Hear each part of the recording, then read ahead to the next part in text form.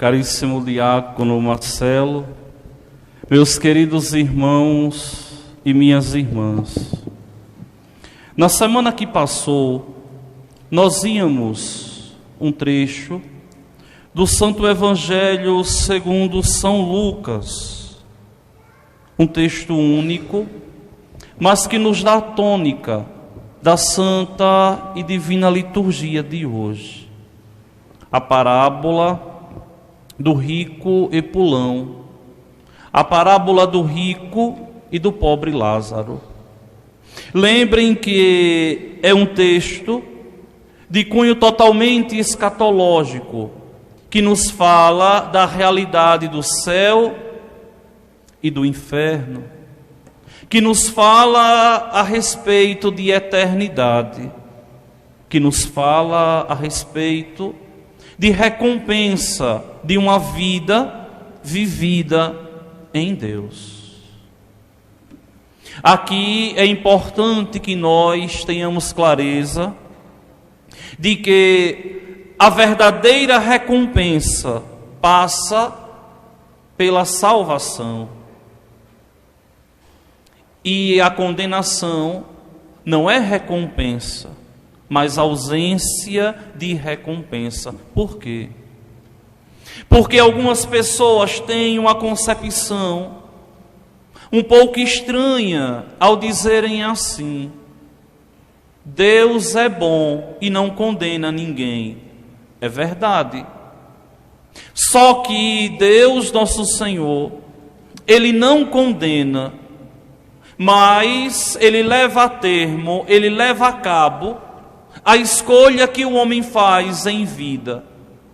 Quem escolheu se salvar, se salvará. Quem se escolheu se condenar, se condenará. Então, não é uma escolha divina, não passa pelas mãos de Deus, mas passa por nós. Então, recompensa é a salvação, e a ausência de recompensa é a condenação. Por que ausência de recompensa e não castigo?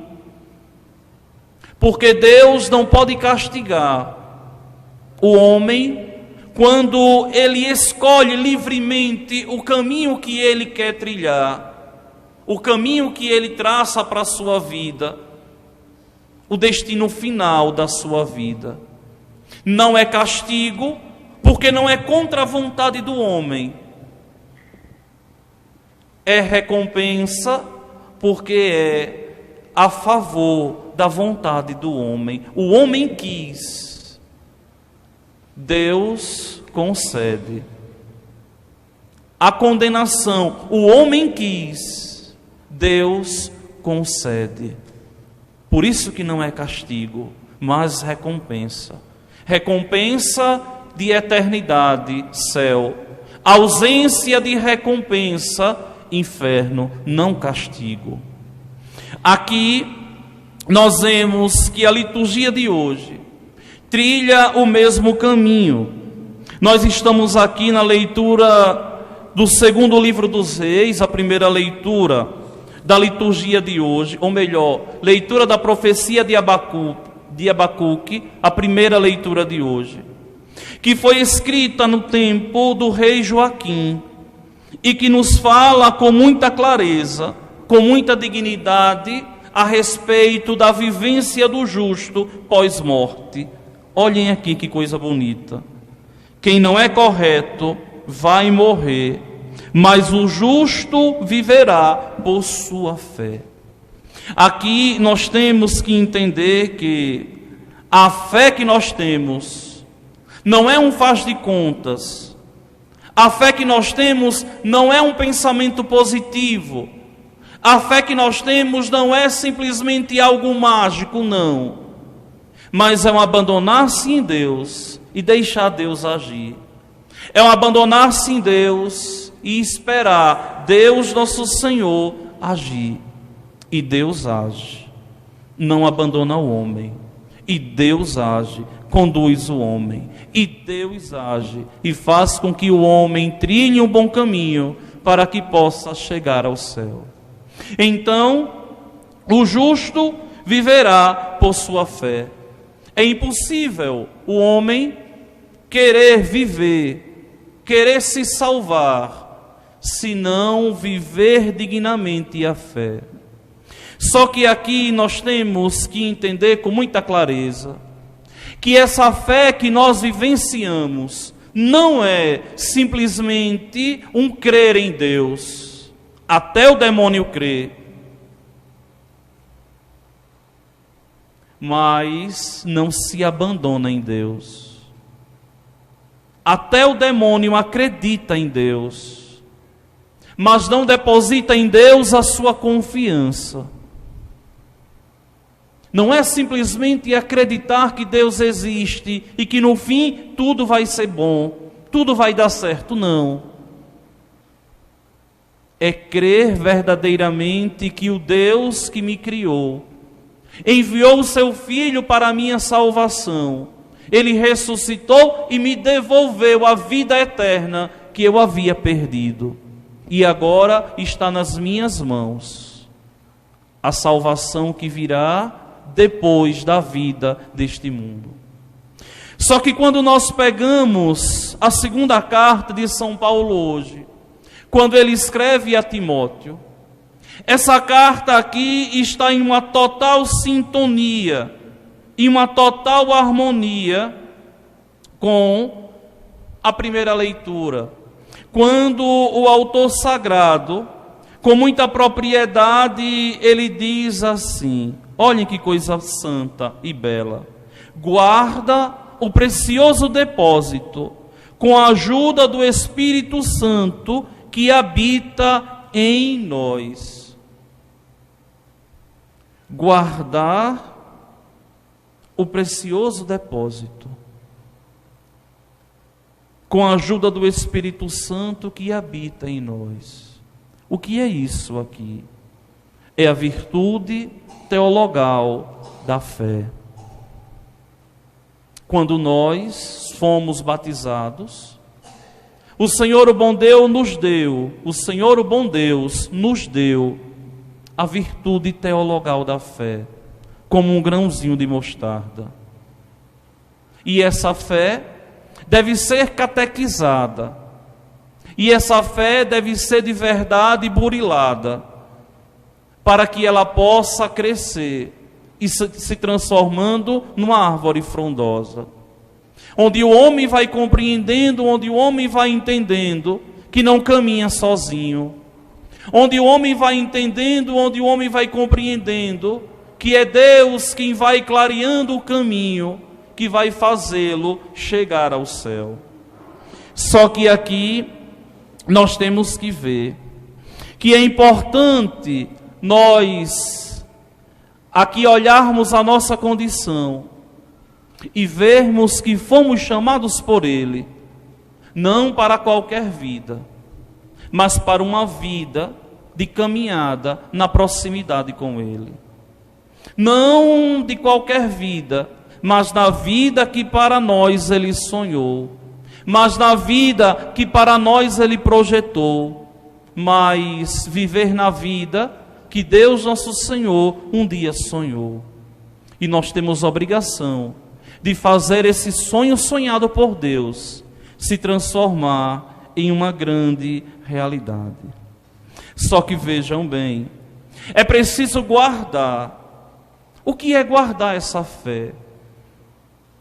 É viver os percalços, as dores, as dificuldades da vida com um olhar precioso. Deus vai me valer. Com um olhar precioso, eu não estou sozinho. Com um olhar obediente dessa tragédia, dessa dificuldade, desse grande problema, Deus vai tirar algo bom. Guardar a fé quer dizer guardar aquilo que de mais sagrado, aquilo que de mais precioso eu tenho. Guardar aquilo que de mais santo eu carrego em mim. Meus queridos irmãos e minhas irmãs, É por isso que o apóstolo exorta a Timóteo a simplesmente reavivar a chama desse dom de Deus. E é aqui que eu gosto sempre de transformar em miúdos a palavra de Deus quando eu digo assim. Tem gente que diz que rezaria mais se tivesse mais fé. E eu digo simplesmente assim: quem quer ter mais fé deve rezar mais. Por quê? Porque a fé é uma virtude teologal. É Deus quem concede, é Deus quem dá, é Deus quem oferece. Não pertence ao homem, pertence a Deus. A fé, a esperança e a caridade, essas virtudes teologais, nós crescemos nelas na medida em que nós rezamos, na medida em que nós pedimos, diferente das virtudes cardeais, fortaleza, justiça, temperança e prudência, que nós crescemos quando nós exercitamos. É preciso pedir para poder crescer. É por isso que o texto santo do Evangelho de hoje começa justamente com esse pedido dos apóstolos: Senhor, aumenta a nossa fé. Aumenta a nossa fé. É engraçado esse texto aqui de Lucas, porque a fé, mesmo sendo dada individualmente no batismo, ela aumenta quando nós estamos como comunidade reunida. Senhor, aumenta a nossa fé. Os apóstolos aqui falam como igreja. É por isso que é estranho a gente observar alguns cristãos que no século 21 dizem assim: eu aceito Jesus, mas não aceito a igreja. É por isso que é estranho a gente olhar esse protestantismo meia boca que surge no Brasil da década de 70 para cá. Esse pentecostalismo tão pequeno que diz assim: eu e a minha fé, meu Jesus e eu vivo a minha fé aqui. De tal modo que essa concepção vai adentrar na comunidade, que tem pessoas que querem viver a fé pela televisão. Vejam quantas pessoas vivem uma fé de televisão. A televisão ali complementa, mas não substitui a comunidade reunida. É muito fácil, e eu conheço tantos, que em tantas cidades grandes não vão a nenhuma igreja, mas dizem que vivem aquela fé ali de televisão. E esse era o grande medo que nós tínhamos quando a pandemia começou, que as pessoas tinham que assistir a missa em casa. E tantos ainda não voltaram à igreja. Não entenderam que a fé que nós recebemos, ela não cresce individualmente, mas ela cresce enquanto igreja, enquanto comunidade reunida, enquanto rebanho que escuta a voz do Senhor, enquanto esposa que ama o seu Senhor, enquanto esposa que está atenta às orientações do seu esposo. Igreja, esposa de Cristo. Nossa alma, esposa de Deus. Aqui é interessante porque nós somos fortes quando nós nos envolvemos na comunidade. Nós somos fortes quando a nossa vida de oração não é uma vida fechada em mim mesmo, mas uma vida aberta ao luminoso, ao espiritual. Isso aqui é tão forte na igreja, que a Igreja Católica nunca permitiu missa de grupos. E eu acho estranho quando eu vejo em algumas paróquias de alguns padres que querem rezar missa para o determinado grupo, como se fosse algo fechado. Não. A missa, ela é aberta a todo mundo. Não existe uma missa unicamente com o grupo X ou Y, ou uma missa de portas fechadas para um grupinho X, ou um sacramento celebrado com as portas fechadas. Tanto que a igreja chama muita atenção a respeito do sacramento do batismo, quando a orientação primeira é que o batismo aconteça na igreja com as portas abertas e no momento em que as pessoas possam acorrer à igreja. Por quê? Porque não é uma fé individual que nós celebramos, mas é a fé da esposa, é a fé da igreja. Somos nós que recebemos essa fé. É Cristo quem dá à igreja essa fé. E nós somos membros dessa igreja. E nós somos membros dessa igreja que é corpo dele, que é cabeça. Só que vejam aqui o texto santo. O Senhor diz assim, de um modo tão pleno: se vós tivesseis fé, mesmo pequena como um grão de mostarda, poderias dizer a esta amoreira: arranca-te daqui e planta-te no mar, e ela vos obedeceria. Olha, minha gente, nesses meus 10 anos de sacerdócio, quando eu me deparo com uma situação muito dura da vida, alguém com câncer, alguém lutando, alguém com uma dificuldade tão grande, mas vivendo dignamente a fé ali, sem titubear, eu paro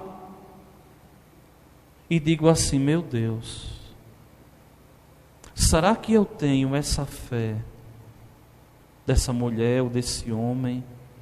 Meu Deus, e se fosse eu que estivesse ali naquele lugar,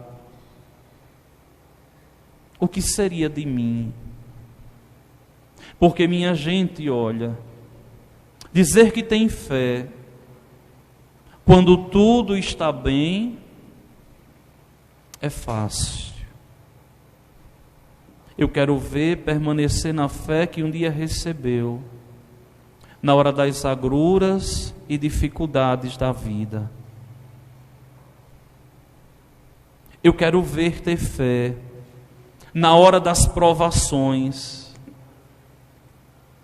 onde nós somos provados como ouro no crisol, se verdadeiramente nós permaneceremos de pé ou se haveremos de sucumbir. Eu já vi gente de uma fé firme aos olhos do mundo, mas na hora de uma grande dor, se batizar em uma igreja protestante e negar a fé católica. Ou ficar seco.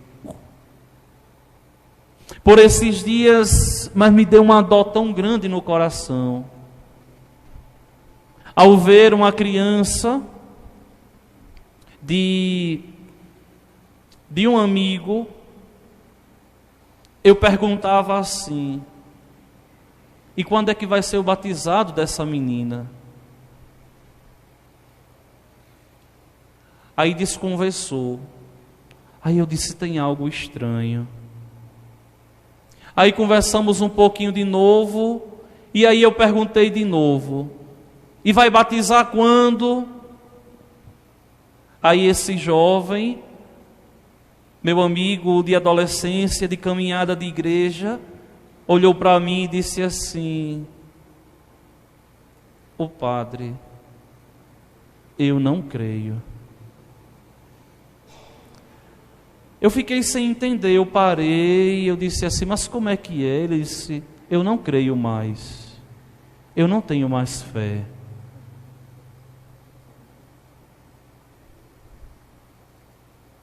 E isso ainda perdura no meu coração. Aí não questionei nada mais, a esposa olhou assim para mim, fez assim. E aí eu disse, vou esperar os próximos capítulos. Agora não é hora de falar sobre isso. Eu vou esperar uma oportunidade lá na frente, conversar, quando eu vier com mais calma, chamar para ver. Mas só me disse assim, eu não creio. Vejam, minha gente, que é uma realidade hoje latente. Quantas pessoas nós conhecemos que não creem, que perderam a fé. Alguns que declaram verdadeiramente, como esse jovem, eu não creio. Outros que não creem, mas vivem como se crescem. E é aqui que nós temos um grande problema dentro da comunidade.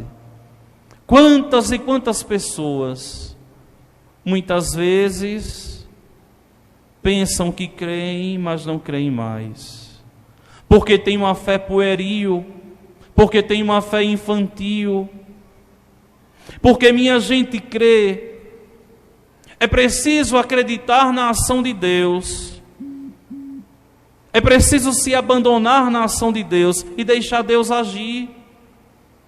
Crer é a gente rezar e tentar endireitar o outro. Crer é a gente rezar e tentar nos mudar e tentar mudar o outro. Crer é de verdade dizer ao outro assim, vem cá, vem conhecer quem eu conheci, não é o que eu conheci não, mas quem eu conheci, vem cá, vem conhecer quem eu conheci, vem fazer a experiência que eu fiz.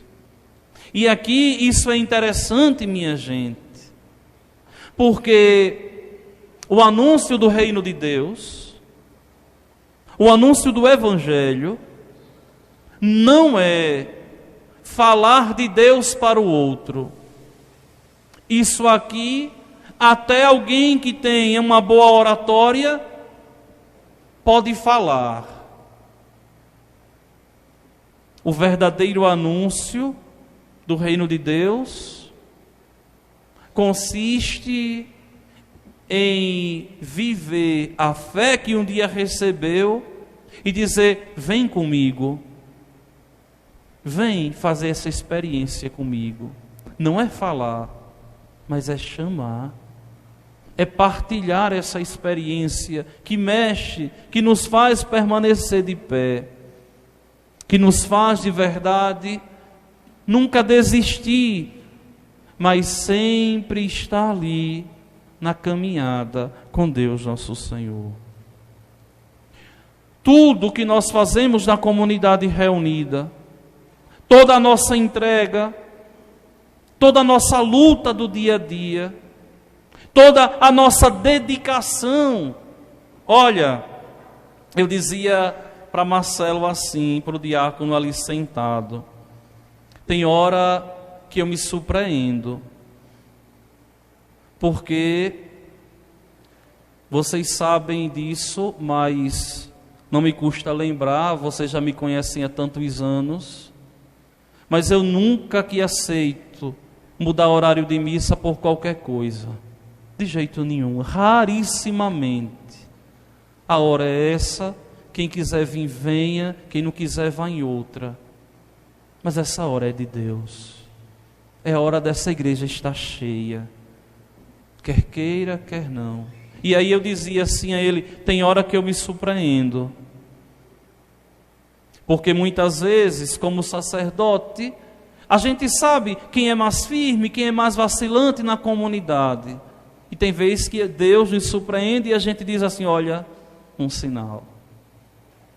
Porque, minha gente, ter fé é sempre colocar Deus em primeiro lugar. Mesmo que isso possa ferir o nosso coração, nos fazer sofrer, ao corrigir, ao tentar mudar alguém, ao tentar de verdade remar contra a maré, mas com a consciência de que tudo por querer fazer o reino de Deus crescer e acontecer. Eu dizia por esses dias assim, olha, você só pode dizer que tem fé quando você prova a fé, mas se você ainda não provou a fé, quando você é capaz de colocar Deus acima de tudo, não como mote de campanha, não, mas como uma vivência espiritual que passa pela minha abertura do coração, dia após dia. No fim, quando chegar o término da nossa existência e nós alcançarmos a salvação, aquela ali é a nossa recompensa. E ao olharmos para trás, devemos dizer, como as últimas palavras do Evangelho hoje, somos servos inúteis, fizemos o que devíamos fazer. Ou seja, eu só fiz o que Deus pediu e isso me bastou. Em um determinado momento da vida de Santo Afonso Maria de Ligório, que é um dos santos que prepara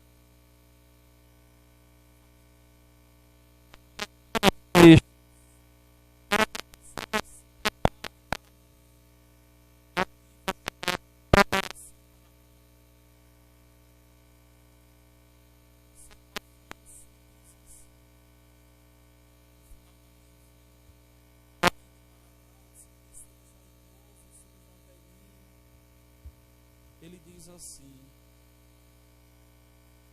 já no final da minha vida, olhando para trás, eu vejo que eu de nada vali. A única coisa que em mim valia era Deus que eu carregava. Que nós possamos, meus amados irmãos e minhas irmãs, falar assim como Santo Afonso, que o mais precioso é a fé que nós temos, que o mais precioso é a vida que em Deus nós levamos, que o mais precioso é a obediência da fé que nós devemos viver para o céu um dia alcançar. Vamos juntos ficar de pé.